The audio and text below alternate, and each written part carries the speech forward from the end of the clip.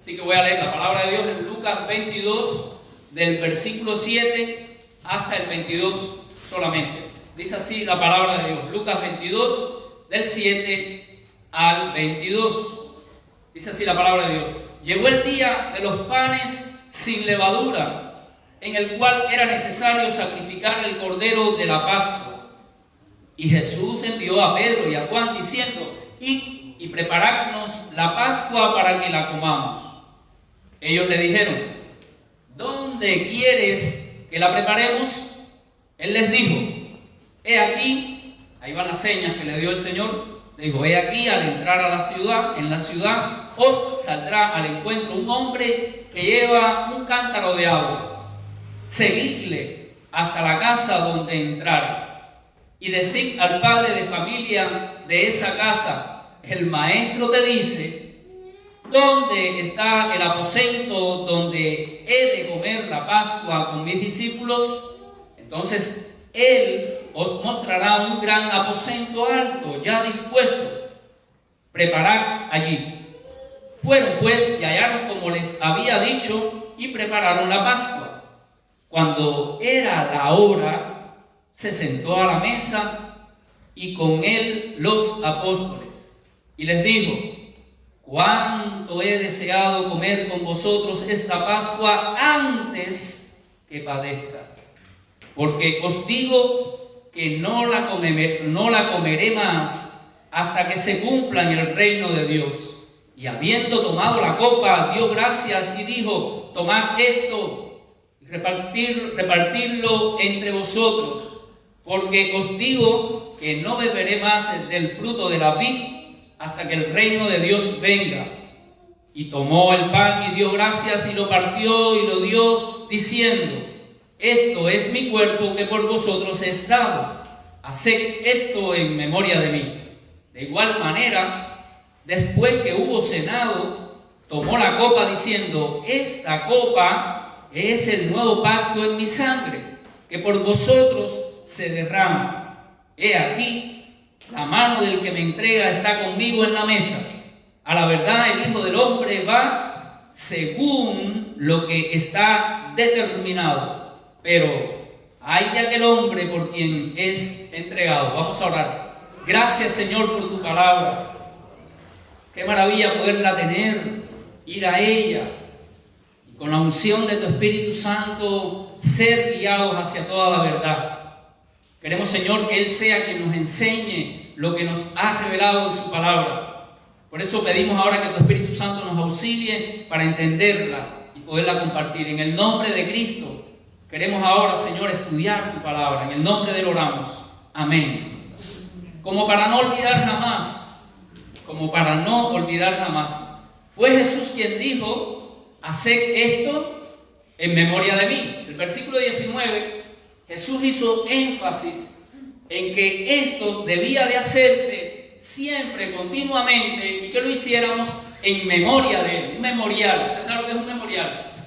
Entonces Jesús dijo: haced esto en memoria de mí. Y sí, claro que sí.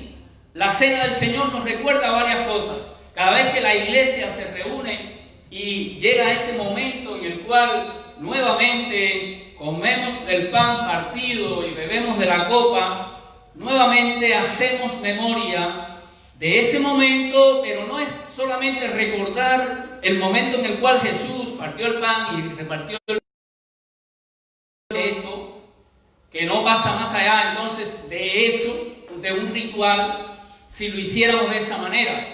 Cuando realmente lo que tenemos que hacer es cumplir lo que Jesús dijo. ¿Qué dijo Jesús? Hagan memoria.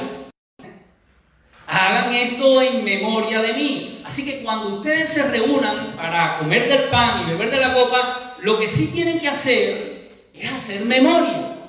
Entonces vamos a hacer.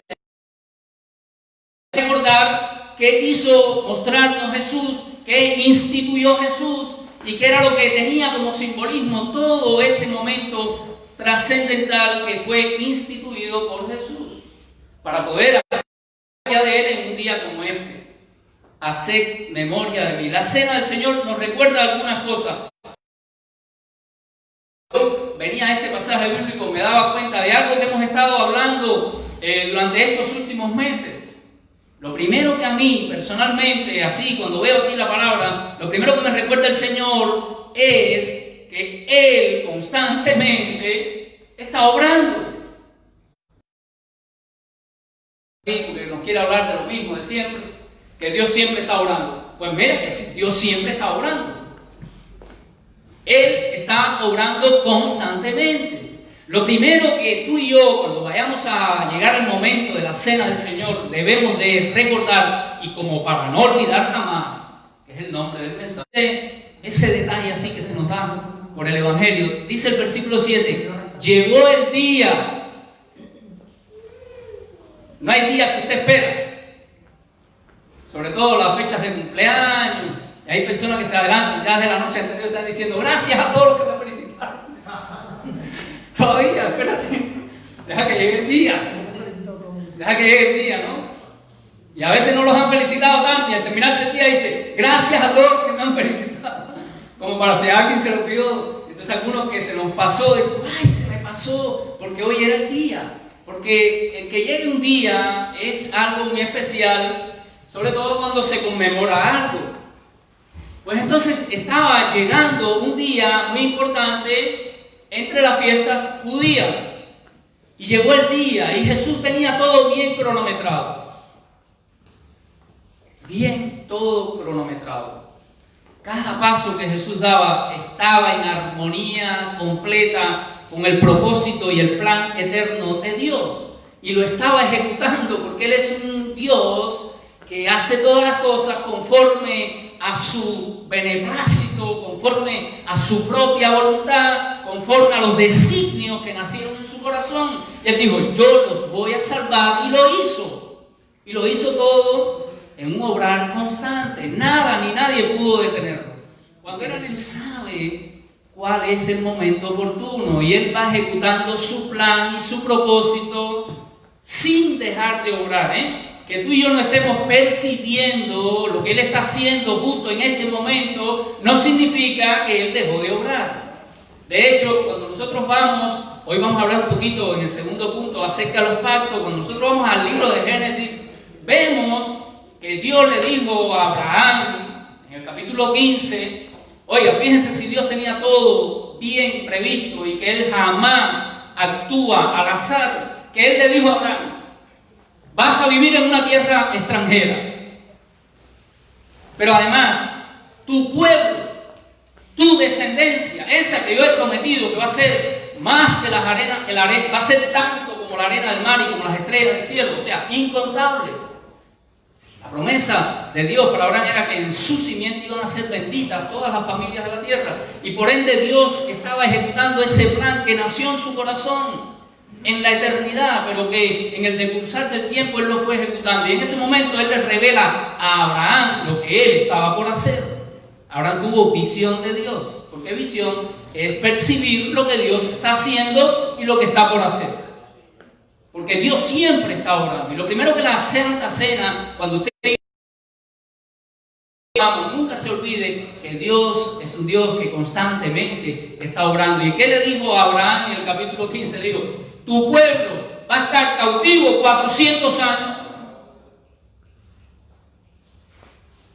400 años. Entonces después algunos leemos el libro de Éxodo y si nosotros no tenemos claro esta revelación dada por Dios en Génesis 15, podemos pensar que a Dios se le estaba escapando las cosas. Porque el faraón recrudecía su mano contra Israel y les hacía coser ladrillos y los martirizaba y construían muchas de esas pirámides y allí trabajando arduamente 400 años. Y cuando subió el clamor de Dios, algunos dicen que fue cuando subió el clamor, algunos dicen, fue que leas el capítulo 2 de Éxodo y verá que dice que subió el clamor de ellos a causa de la servidumbre. Y se acordó Dios. Entonces algunos dicen, se le había olvidado. No, Él siempre está orando. ¿Y cómo aplica esto a tu vida? ¿Cómo aplica esto a tu vida? cuándo Dios va a hacer justicia? No está viendo mi sufrimiento, mi clamor. Dios está orando. Nada se le escapa. Te digo más, te guste o no, está en su plan. A mí eso me da una tranquilidad tremenda. Aunque lo que me esté sucediendo no sea de mucho agrado, aunque no me traiga un sabor dulce a mi paladar, solo se convierte en dulzor cuando yo entiendo que eso es su perfecta y divina voluntad y que todo va a obrar para bien de mi vida. ¡Qué bendición! Porque estoy en manos del Dios soberano que controla todas las cosas, que nada ocurre en mi vida, ni alrededor de ella, ni de los míos, ni en las naciones. Dios tiene el control de todas las cosas. Él siempre está obrando. Por eso cuando yo leo nada más la entrada del versículo 7 dice, llegó el día cuando ellos todos los años celebraban la fiesta de la Pascua conforme a lo que Dios le había dicho en esa última plaga que mandó sobre Egipto para de una vez y por todas glorificarse sobre Faraón y en su pueblo, para demostrarle a su pueblo quién es Él, para demostrarle a todos los dioses falsos de la tierra quién es Él. Él es el soberano, Él es el rey, Él es el que tiene el control de todas las cosas, Él es quien te ama y está orando a favor de ti. Entonces Él tenía el control de todas las cosas y subió el clamor delante del Señor y el Señor se acordó de su pacto, porque Él es el Dios de pactos, que cumple su palabra, que guía mi destino y que por su gracia estoy aquí. Él está orando y cuando Jesús entendió ya, dijo, es el día de la Pascua, este es el día asignado antes de la fundación del mundo para que yo finalmente dé el paso de ir a la cruz. Estaba llegando el tiempo de Dios. Los discípulos estaban perdidos, ¿no? Como tú y yo, no sabemos los tiempos de Dios, no sabemos la manera en que Él está obrando, pero eso no significa que Él no lo esté haciendo. Él siempre está obrando. Que no se nos olvide, esto es como para no olvidar jamás. La cena del Señor nos recuerda quién es el que está al control. ¿Quién es el que renueva sus pactos? ¿Quién es el que los va ejecutando? ¿Quién es el que es fiel? Y todas sus promesas son en el sí y en el amén. Todas se van a cumplir. Nada de lo que está sucediendo se escapa del control soberano de Dios. Y nadie va a poder interrumpir sus poderosos planes. Alábalo porque eso es grande y maravilloso. Ese es nuestro Dios. No hay otro como Él. Y cuando vengo a celebrar la cena, recuerdo este momento que Jesús sabía cuál era el tiempo preciso para Él obedecer conforme al plan eterno. Dice Hebreos capítulo 12, dice, por el gozo puesto delante de Él. No era fácil, no. Nadie puede decir que era fácil. Hoy se predica un evangelio muy superficial, muy light. Hay predicadores por ahí que predican cualquier cosa y no predican el evangelio. El evangelio habla de una raza humana caída en el pecado, merecedores del juicio, del justo juicio de Dios. Dios, por su amor, tenía pensado un medio para salvar a Cristo. Sabiéndolo, el precio que había que pagar, dice Hebreos 12, versículo 2, por el gozo puesto delante de él, sufrió la cruz. ¿Por qué sufrió? No hubo placer alguno cuando le clavaban en la cruz, cuando después se deshidrataba y muchos alucinaban por la pena y aquellas de rapiña, querían sacarle los ojos, porque eso era lo que ocurría con los crucificados, expuestos al sol, al clima, se deshidrataban colgados de un madero. Y como ellos estaban muy en alto, venía la ave rapiña y no podían defenderse. Y les sacaban los ojos. Le mordisqueaban el rostro. Y se iban deshidratando. Se iban deshidratando y deshidratando. Pero al sufrimiento de Cristo, súmele, porque ese es el Evangelio, súmele la carga de la ira de Dios por tus y mis pecados. Cuando Él estaba en la cruz, toda la ira de Dios fue desatada sobre Él, y por sus llagas fuimos nosotros curados. Por medio del sacrificio de Cristo tenemos hoy paz para con Dios por medio de nuestro Señor Jesucristo.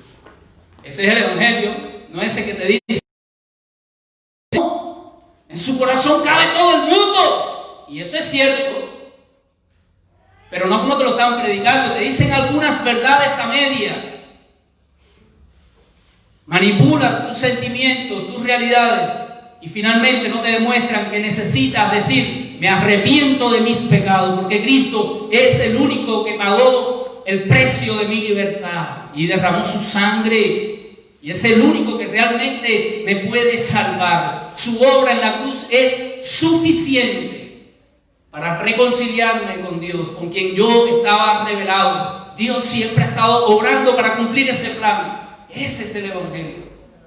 Ese es el que tenemos que creer. Tenemos que creerle a Dios lo que Él dice en su palabra acerca de su Hijo. Y el que cree en el Hijo tiene la vida eterna. Ese es el Evangelio. El Dios obrando todo el tiempo conforme a su plan eterno para salvarnos. Y Cristo estaba a punto de ejecutar y llevar a cabo la obra de redención. Era necesario que Cristo muriese en la cruz. No iba a haber salvación para nosotros si Él no hubiese muerto en la cruz, pero Él murió. Oró. Si es posible, pasa de mí esta copa. Yo sé lo que viene. Yo sé que se van a mofar de mí, se van a burlar de mí, y ellos ni saben lo que hacen. Como oró en la cruz: Padre, perdónalos, no saben lo que hacen. Se están burlando de su Salvador. Pero Él no escatimó. Dice Romanos 8, 29 hasta el 30 por ahí. Dice: el que no escatimó ni a su propio Hijo, ¿cómo no nos dará con Él todas las cosas? Claro que nos va a dar todas las cosas, porque Él siempre ha estado obrando. Esto habla de que Él tiene un plan en ejecución. Entonces puedo descansar tranquilo. Yo puedo descansar tranquilo, aunque alrededor de mí haya tremenda turbulencia, aunque vengan más pandemias y más problemas. Sí puedo descansar en el Dios soberano que está ejecutando su plan eterno. Lo está ejecutando, nunca se va a alterar el orden de su proyecto eterno. Él es soberano, está al control. Hay una tarea por terminar, eso sí. También cuando yo pienso que Dios siempre está obrando, significa, si está obrando es porque hay una tarea por terminarse. Y entonces en eso es que tú y yo debemos de enfocarnos. Al final te voy a hablar un poquito de eso. Entonces, ¿qué más me recuerda la cena del Señor? No solo me recuerda el constante obrar de Dios, también me recuerda sus pactos renovados por gracia. Por gracia. Nunca hubo, ni ha habido, ni habrá algo en nosotros que merite que Él tenga que renovar un pacto más. No ha habido, ni habrá jamás algo en el ser humano de que Dios tenga que estar renovando pactos. ¿De dónde nace esta actitud de Dios? Voy a renovar mi pacto. Voy a renovar mi pacto. Es de la gracia de Dios. Y ese pacto, Él se compromete con algo que nosotros no merecemos que lo haga, pero como Él, su carácter es fiel, dice: voy a quedar preso de mis propias palabras. Y hace un pacto, porque un pacto no es cualquier cosa. No es cualquier cosa. Por eso cuando recordamos la cena del Señor, Jesús dijo, este es mi nuevo pacto. Estaba renovando un pacto más. El nuevo pacto. ¿Y qué es el pacto? En hebreo se traduce siempre de la palabra berit, que significa cortar. Ese capítulo que yo le hablaba con respecto a Abraham, cuando Dios hizo su pacto, tuvo que sacrificar muchos animales allí, y a todos los tuvo que partir por la mitad, porque un pacto se firmaba de esta manera. Había que picar la víctima por la mitad y se ponía una parte aquí, otra allá, y la sangre de esa víctima en medio del camino. Y las dos partes de ese pacto, o las dos partes que participaban en dicho pacto, que había un compromiso de ambas partes, pasaban por el medio de esa sangre. Y de esa forma quedaba sellado dicho pacto. Por eso, vayamos entendiendo. Cuando Él dice que partió el pan, que estaba haciendo un simbolismo de su cuerpo, que así como en la antigüedad los pactos eran sellados porque la víctima quedaba partida, quebrantada por la mitad completa, y luego la sangre, el vino, Él dijo, esta es mi sangre que por vosotros va a ser derramada, porque era necesario derramamiento de sangre. La víctima que derramaba su sangre tenía que ser partida en dos. La sangre rociada.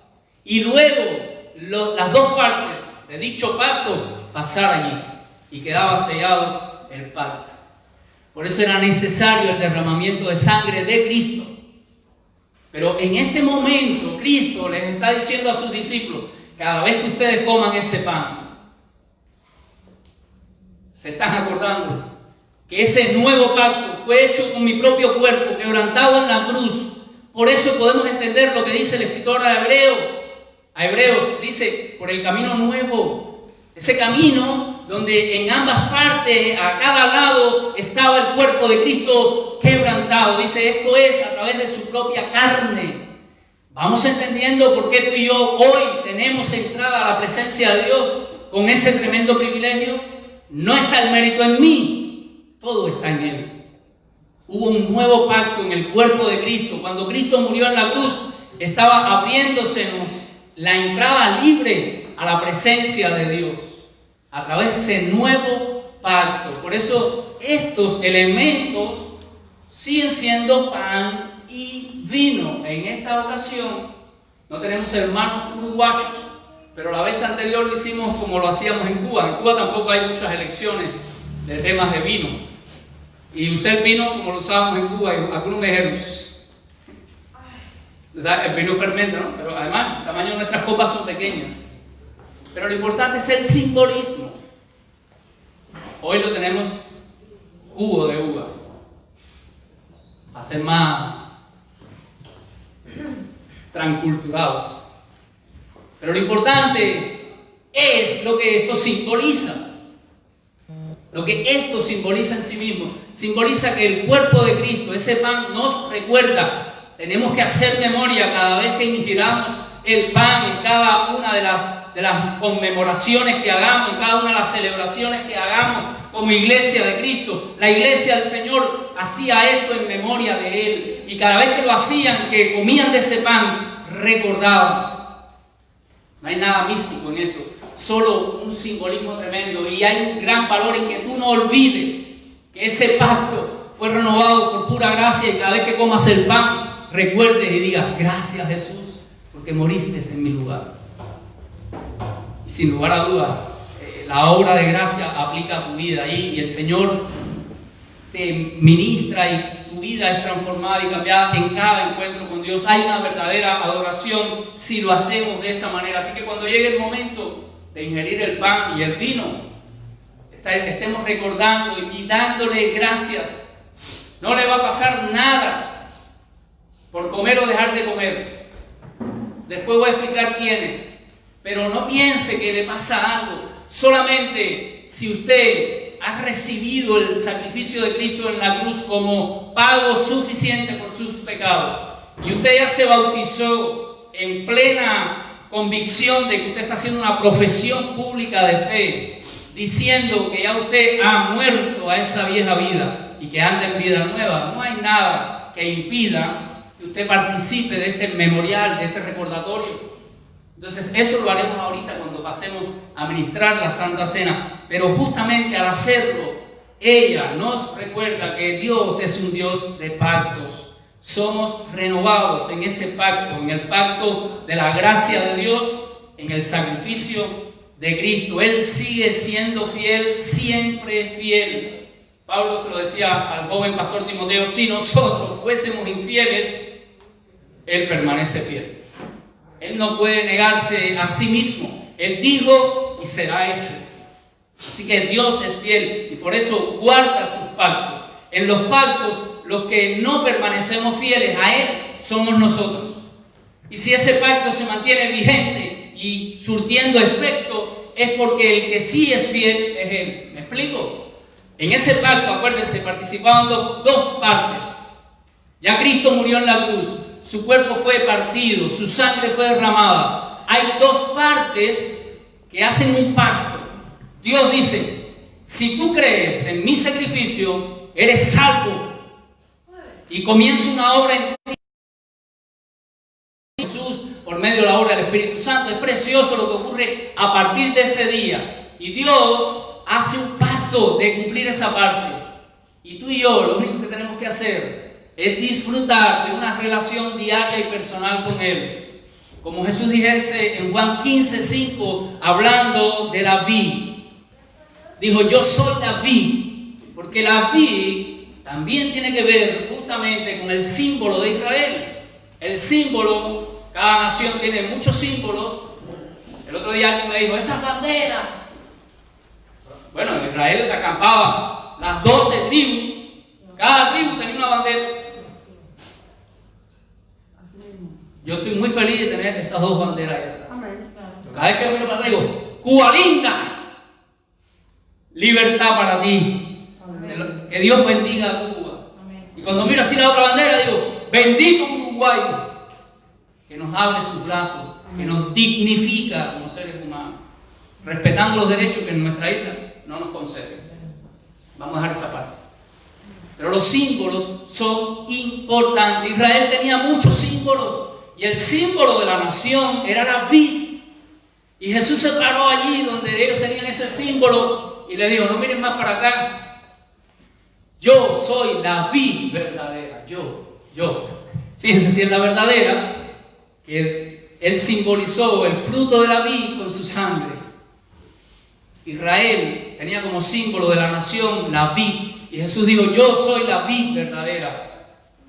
El que permanece en mí y yo en él, este lleva mucho fruto. Esa es la parte en el pacto, nuestra obediencia, búsqueda, relación diaria y personal con Cristo y participar de las buenas obras que Él preparó de antemano para que anduviésemos en ellas, que incluye que Dios está orando y Él te invita a tomar participación en lo que está haciendo hoy. La tarea no está terminada.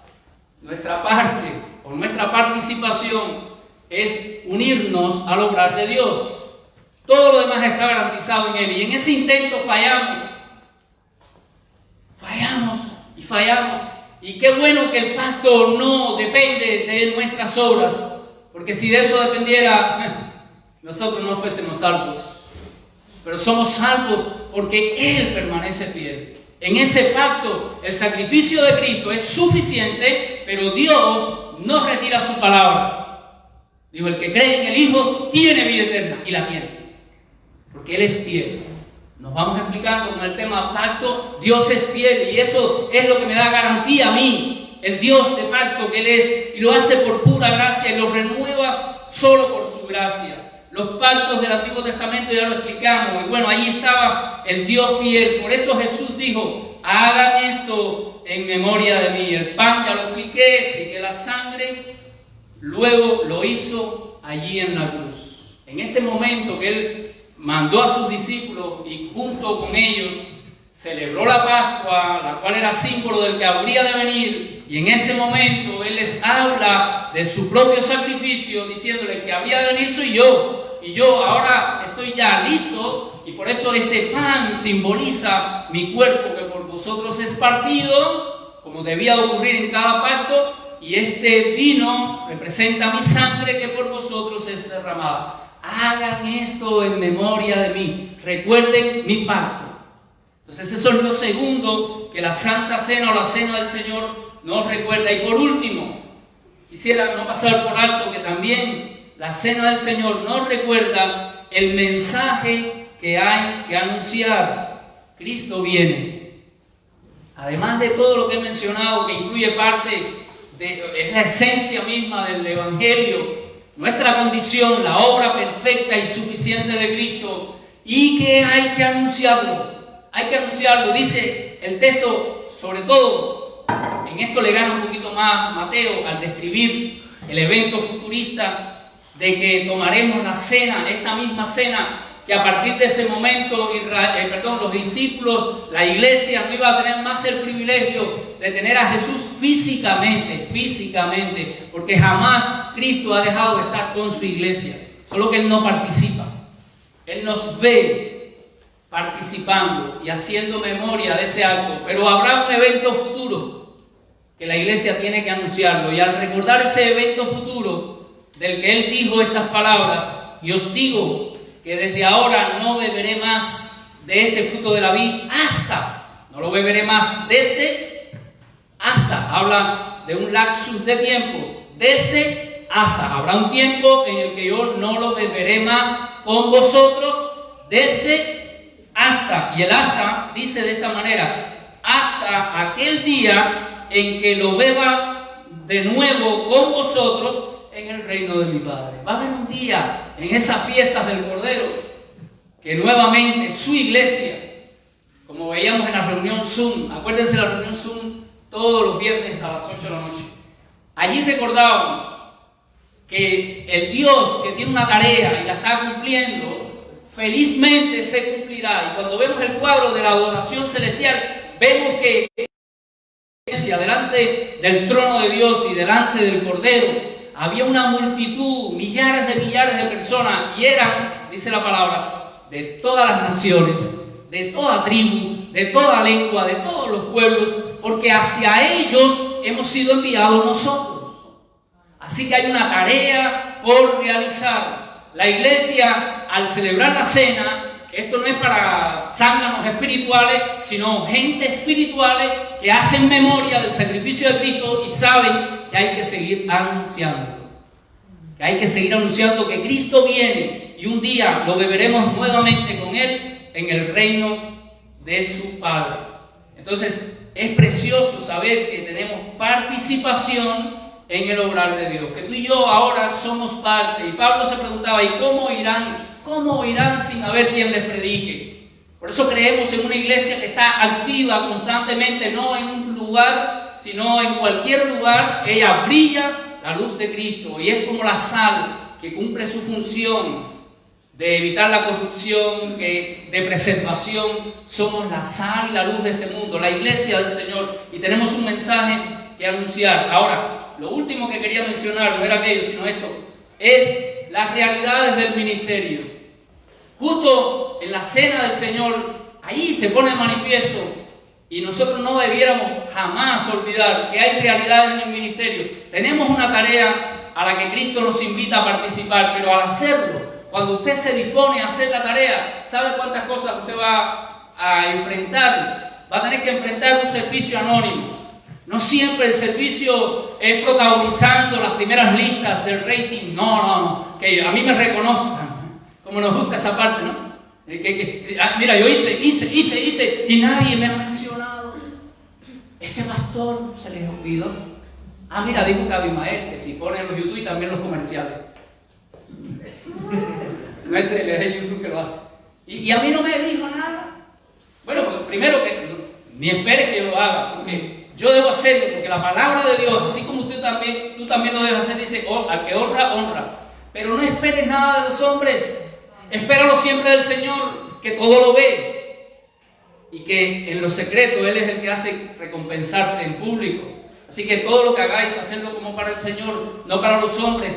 Ese ejemplo lo vemos aquí, esos servidores anónimos. ¿Qué le dijo el Señor a sus discípulos, a Pedro y a Juan? Vayan a la otra ciudad y van a ver un hombre con un cántaro. No dicen el nombre todavía en el Evangelio, usted no sabe quién es, pero lo hizo. Un siervo anónimo llevaba un cántaro y había un convenio allí, había un complot que los discípulos lo ignoraban. Ellos se creían que eran los únicos que servían. Había muchos más anónimamente sirviendo. Y llegó a donde estaba aquel del cántaro de agua y le dijo, dice el maestro, yo no sé ni quién tú eres, pero dice el maestro que tú tienes preparado un aposento alto. ¿Usted se acuerda dónde estaba la iglesia reunida cuando fue derramado el Espíritu Santo? En el aposento alto. Que bien le vino a este siervo anónimo que ni ellos conocían. No se sabe ni el nombre de él. Este hombre había preparado en su casa un lugar especial, un aposento muy lindo, en alto, con todas las de la ley. Allí el maestro, junto con sus discípulos, instituiría la cena, recordándoles esto. Pero al nosotros tomarla, acordémonos que en nuestra participación hay un servicio que no siempre va a ser reconocido por los hombres, pero siempre va a ser reconocido por el que tiene que reconocerlo, porque el único que nos importa, no es que él tenga que hacerlo, sino que el único que nos importa que lo reconozca, porque a Cristo el Señor servís. Y también las realidades del ministerio me hablan de dar sin esperar nada a cambio. De dar sin esperar nada a cambio. Este hombre lo puso todo, su casa. Oye, como nos ha costado que las personas digan, en mi casa. Y la mamá que a este hombre le dijeron, el maestro dijo, tengo un lugar ahí espectacular. Y empezó la célula a funcionar ahí en su casa. En el aposento alto comenzó, y allí, qué gran bendición para la casa. No voy a predicar de eso, pero usted se imagina después lo que ocurrió. En el día del Pentecostés, pasaron 50 días nada más, Claro, él no lo dijo, voy a traer a estas personas a mi casa, porque en 50 días lo que viene es grande. No, él no sabía que Jesús le había dicho, no les voy a dejar huérfanos, vendré a vosotros, les enviaré el otro consolador. El Señor sorprendió al dueño de la casa y a todos ellos y derramó de su precioso espíritu, cumpliendo así su promesa. Dar sin esperar nada a cambio, pero la realidad es que Dios va a bendecir al que se da, porque más bienaventurado es dar que recibir. La realidad del ministerio que no debemos olvidar también es obedecer sin cuestionar al maestro. A veces escuchamos la orden que el maestro ha dado bien clara, la evadimos, como nos agachamos, que le dé al otro que está atrás. No, mejor aquel que no hace nada, que no trabaja, que no sé. Y empezamos nosotros a tener una serie de argumentos. No, hermano, obedezcamos sin cuestionar al maestro. Si el maestro te dice, sírveme, entrégate a él, obedece. La realidad del ministerio habla también de que habrán traiciones de unos. No me voy a meter mucho en esto, porque usted sabe que ahí estaba Judas. Ahí estaba Judas entre los 12. Y el Señor no lo privó. Incluso dijo, el que moja el pan. Tranquilo, te estoy dando la oportunidad de arrepentirte, porque cada oportunidad de la gracia de Dios es un elemento más de juicio para quien lo desprecia. Cada oportunidad de la gracia de Dios que te es dada para que te arrepientas y cambies de actitud, cada vez que tú le das la espalda a la gracia de Dios, es un elemento más de juicio que hay sobre tu vida. Y eso le pasó a Judas. El Señor inmediatamente dijo, hay uno entre ustedes que me va a traicionar. Y él se dijo, él enseguida habló y el Señor le dijo a Judas, tú lo has dicho. Lo dijiste tú, Yo lo sé que eres tú, pero bueno, ya que lo dijiste, te lo digo, eres tú lo has dicho. Así que no te desanimes porque hayan traiciones en medio del ministerio. Al Señor le traicionaron.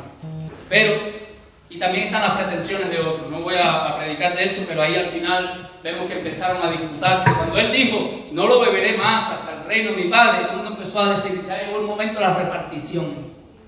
Esta es la parte buena. Hasta ahora, tremenda muela. Pero ahora que van a repartir lugares. Entonces, ellos querían, pretendían lugares, posiciones. Y el ministerio, que no es otra cosa sino servir al Señor, no se trata de las posiciones que tú pretendas alcanzar, sino de los lugares que Dios te va a dar. Porque Él al que se humilla, exalta, y al que se exalta, lo humilla. Entonces, todo esto nos lo recuerda esta cena del Señor. Entonces, nosotros, al llegar a este momento tan precioso, que ahora vamos a celebrar y que vamos a participar, miren cuántas cosas como para no olvidar jamás. Como para no olvidar jamás no solo las realidades del ministerio, sino que hay un Dios que constantemente está obrando, un Dios de pacto, fiel, que renueva por pura gracia a estos, y hay un mensaje que compartir. Dios nos está dando la posibilidad, la oportunidad, el privilegio de participar en este obrar. Así que al celebrar la cena del Señor, estemos recordando cada uno de estos elementos tan maravillosos. Vamos a terminar con nuestra transmisión. Saludamos a todos los hermanos que nos han seguido por Facebook.